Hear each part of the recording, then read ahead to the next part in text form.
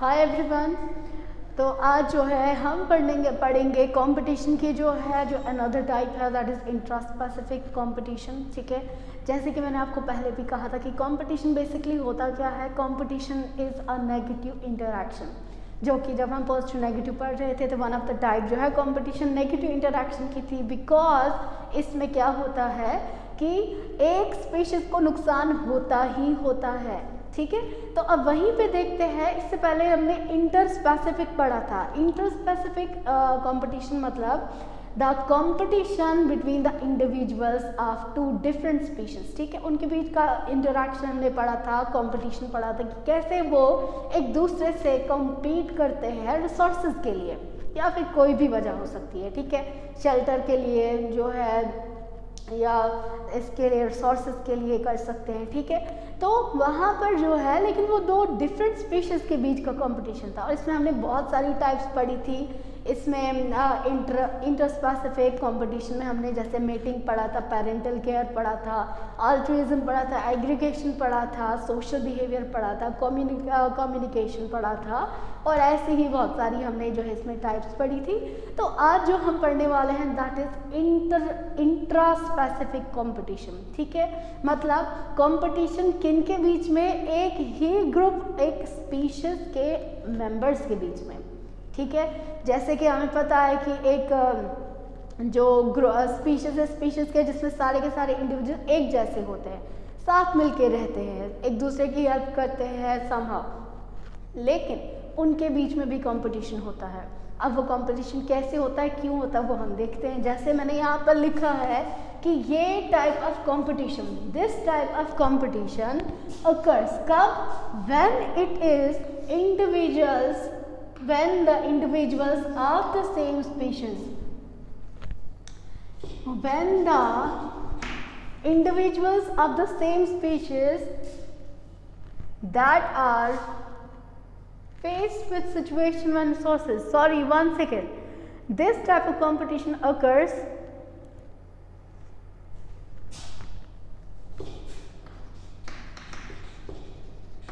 within the individuals of same species that are faced with a situation where resources for survival and reproduction are limited. ठीक है, I repeat myself. This type of competition occurs within the individuals of same species. क्योंकि पहले मैंने समझाया ना, intraspecific क्या होता है, competition within the same individuals of same species that are faced with। अब ये competition क्यों हो रहा है, क्या वजह है कि एक मतलब आपस में ही वो compete कर रहे हैं।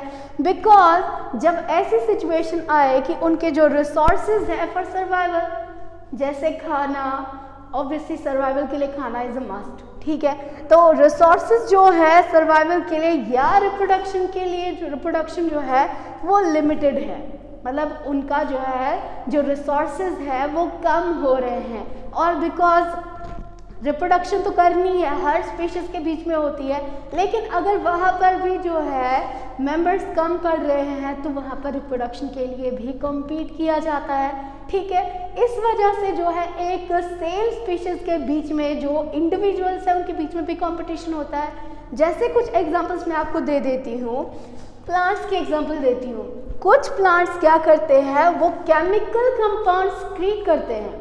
जैसे कि अगर उनको जो है वो जगह के लिए कॉम्पीट कर रहे हैं। ठीक है, ये क्या कर रहे हैं, इन्होंने क्या किया, कुछ केमिकल्स जो है सक्रीट किए, फैला दिए, ठीक है, अपने आसपास में, टू डिस्करेज कॉम्पिटिटर्स, जिसकी वजह से ये केमिकल्स का क्या काम है कि जो अगर कोई दूसरा प्लांट जो है वो वाला स्पेस लेना चाहता है तो इस केमिकल की वजह से दैट प्लांट या दैट स्पीशीज जो है वो क्या होता है, दैट दूसरा वाला प्लांट जो है वो डिस्करेज हो जाता है, preventing them to grow too close. देख रहे हैं आप कि क्या हो गया, एक प्लांट जो है, चाहिए मुझे इतनी जगह चाहिए, मैं इतने से ज़्यादा मेरी टेरिटरी है, मैं इसको शेयर नहीं करूँगा। और ये क्या है, with in the same species बात हो रही है कि मुझे मेरी जगह इतनी है। तो अब इसको पता है कि अगर मैंने खुद को डिफेंड नहीं किया तो ऑब्वियसली मुझे ये जगह नहीं मिलेगी।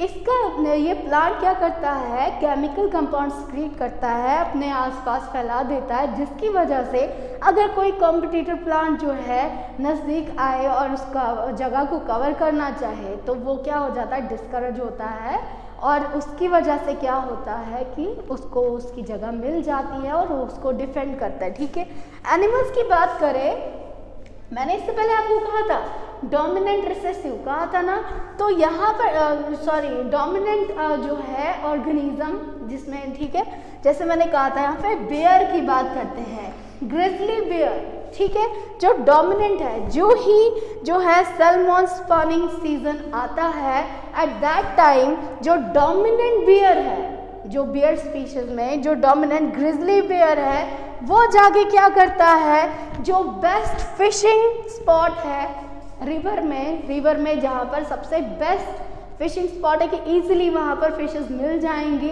जाके वहाँ पर डेरा डाल देता है। ठीक है, वहाँ पे उस स्पॉट को ऑक्यूपाई कर लेता है, तो दूसरे जो उसके जो मतलब ये तो डोमिनेंट है, जो बाकी जो मेंबर्स हैं उसके नज़दीक आने की कोशिश भी नहीं, क्योंकि डोमिनेंट कैरेक्टर वहाँ पे बैठ चुका है, वो उसी की जगह है, तो ये भी जो है with in the same species competition है। ठीक है, अब इंट्रा स्पेसिफिक कंपटीशन भी जो है वो क्या है, दो टाइप के हैं, जैसे मैंने यहाँ लिखा हुआ है स्क्रैम्बल कंपटीशन कॉन्टेस्ट और इंटरफेरेंस कंपटीशन।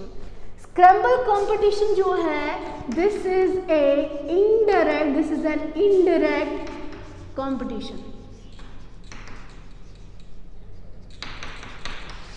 इनडायरेक्ट कंपटीशन है।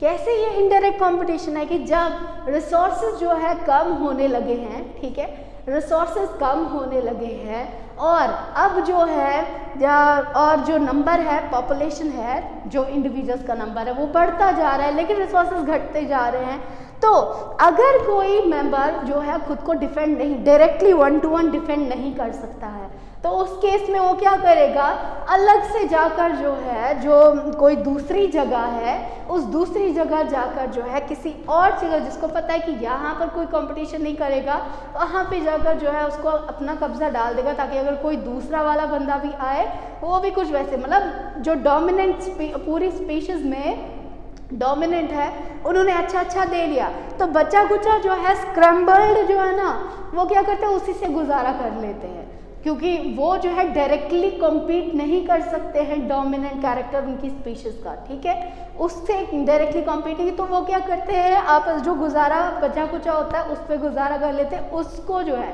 तो ऐसे टाइप के कंपटीशन को हम स्क्रैम्बल कंपटीशन कहते हैं।